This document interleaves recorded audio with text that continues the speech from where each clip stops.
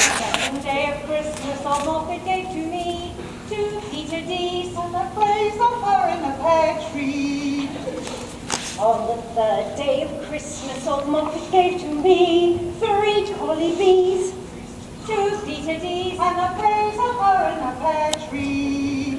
On the fourth day of Christmas, old Moffat gave to me 4 Pomegans, 3 Collie Bees, 2 Peter D's and a Frazer her in a pear tree. On the 5th day of Christmas, old Moffat gave to me 5 lost stories. Yeah!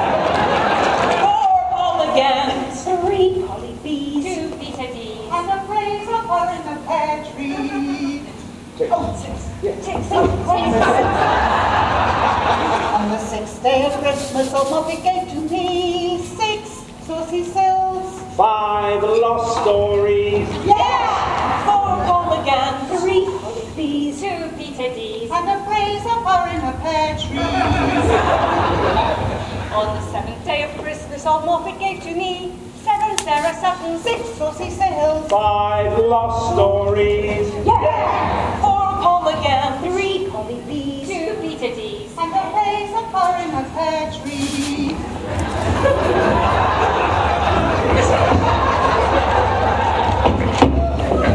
On the 8th day of Christmas, old Moffat gave to me 8 awesome Adricks, 7 Sarah Sutton, 6 saucy sills, 5 lost stories. yeah! 4 Pomegans, 3 Collie Bees, 2 Peter D's and a Frazer her in a pear tree. On the 9th day of Christmas, old Moffat gave to me 9 naughty Nicholas, 8 awesome Adricks, 7 Sarah Sutton, 6 saucy sills, 5 stories. 4 Pomegans, 3 Collie Bees, 2 Peter D's and a Frazer her in a pear tree. On the 10th day of Christmas, old Moffat gave to me 10 Tetchy Tegans, 9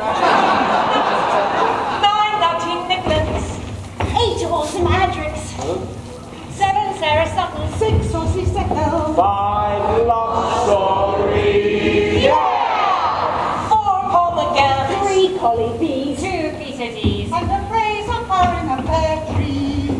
On the 11th day of Christmas, old Moffat gave to me 11 leaping Leelas, 10 Tetchy Tegans, 9 naughty Nicholas, 8 awesome Adricks, 7 Sarah Sutton, 6 saucy sills, 5 lost stories. yeah! 4 Pomegans, 3 Collie Bees, 2 Peter D's and a Frazer her in a pear tree. On the 12th day of Christmas, old Moffat gave to me 12 Doctor Who's,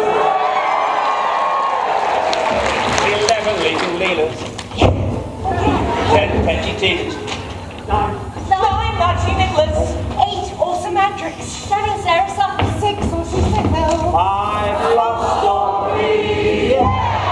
4 Pomegans, 3 Collie Bees, 2 Peter D's and a Frazer in a pear tree.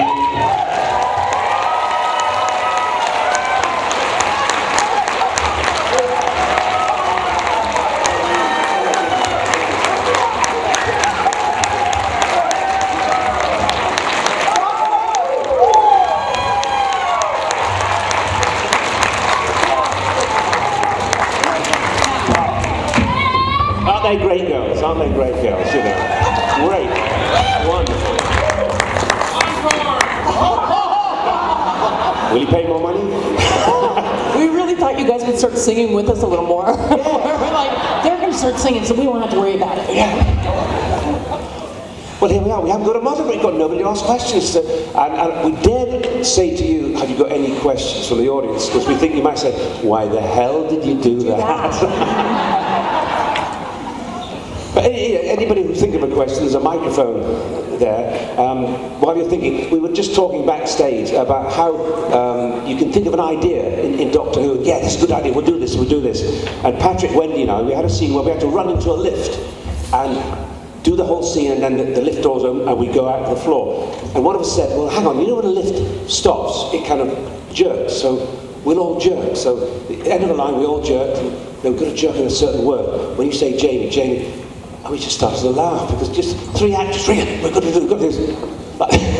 And we couldn't do it, we were hoist bar overtime. But while I was doing that, we've got a lovely queue of people. Lovely. Thank you all very much, that was wonderful.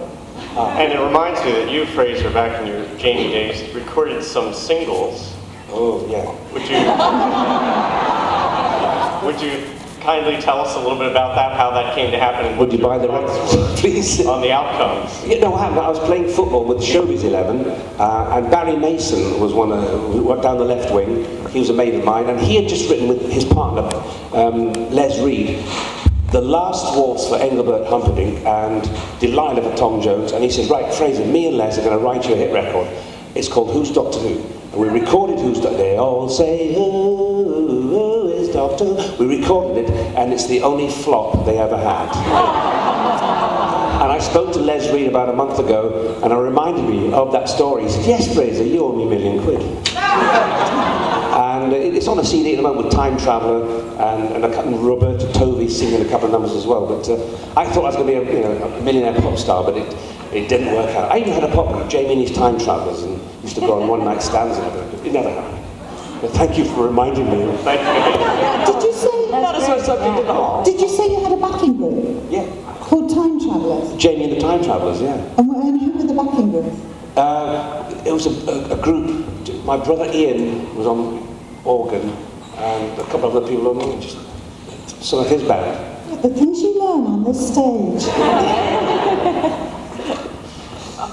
Okay, so I absolutely love all the companions, but I have to say Frazer, Jamie, is my absolute favorite, and his character means a lot to me, and you're responsible for that, so I just wanted to say thank you. So this is a question anyone can answer. What's your favorite story from working on Doctor Who, like funny or whatever you want? Oh, you mean anecdote? Anecdote, Yeah, like that's favorite my anecdote.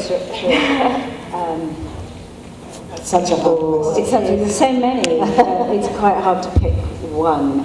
I suppose, bearing in mind what we just talked about, when you come up with something, I have to say I got a particular buzz out of my first story with the Daleks. And I happened to be working with Alexei Sale. Yeah, story with the Daleks, exactly. Thank you, young man.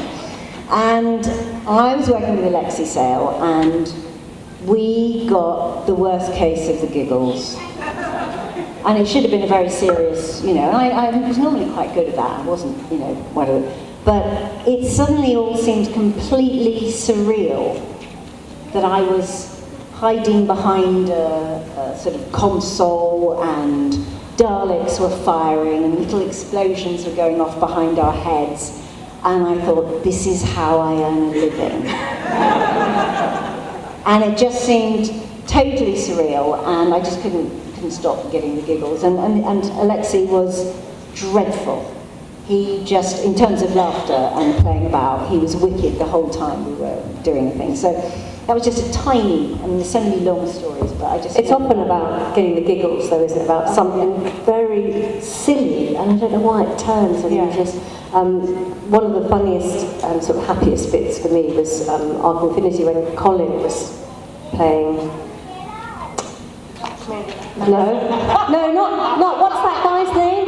The doctor. No, it wasn't him. It was. Oh God, you'll know. Thank you. That's the one. And there was one scene that we rehearsed, and I can picture the corner of the rehearsal room at Acton. It was in the bottom left-hand corner as you came in, and there was marked out on the floor was the room that we did this scene. And for some reason, there was something about that scene. It was Peter, Colin and myself, and we just couldn't stop laughing. And Paul Ron Jones, who was directing, he gave up in the end. He said, just forget it, we'll do it in the studio. Of course, when we came to do it in the studio, it got worse, because that set had a door, and no one had planned. The costume department hadn't spoken to the designers.